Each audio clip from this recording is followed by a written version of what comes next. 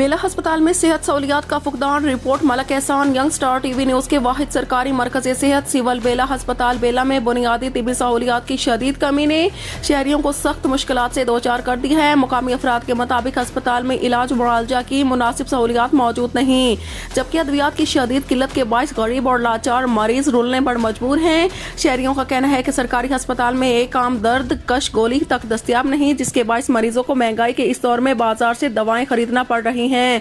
अवामी नुमाइंदों की अदम तौजीह के सबब ये वाहिद अस्पताल बदहाली का शिकार दिखाई देता है।